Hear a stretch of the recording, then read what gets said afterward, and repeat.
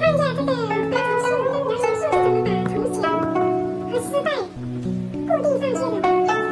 我今天示范一下这个视频操作。这个布是还没有绣的，绣好以后大家把那些印花的都洗干净，洗干净以后就可以直接缝制那个铜钱了。铜钱可以用红线固定上去，像我们这种的话也可以先利用一点线把它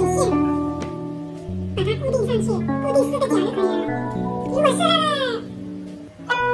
丝带的也是可以固定的。很多朋友都在问我绣完以后铜钱怎么固定的，丝带怎么缝上去的。这是铜钱啊，有12个丝带，是用来装饰的。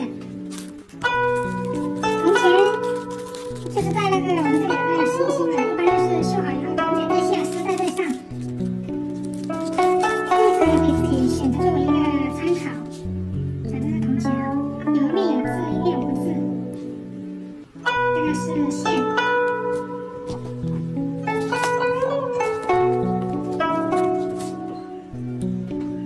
这个方向自己把握，想绣的什么位置就从什么位置开始，固定4个角就可以了。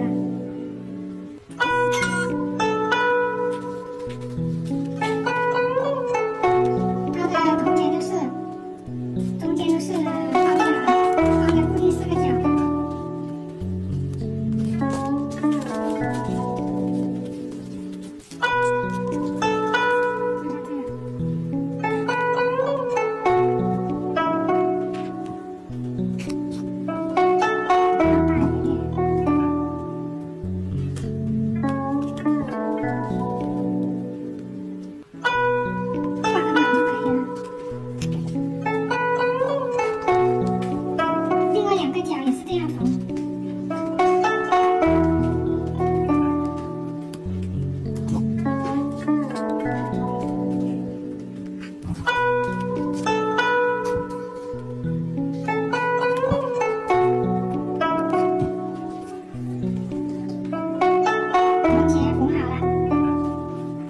然后我们的丝带，看一下我们的丝带啊，丝带也打一个简单的蝴蝶结就可以了。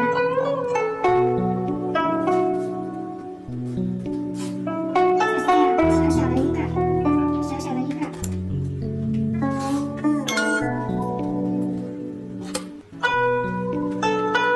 如果一根长短的话，可以自己稍微移一下位。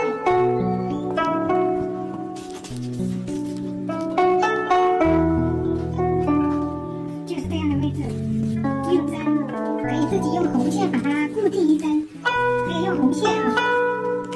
我的金线如果相差不是很远的话，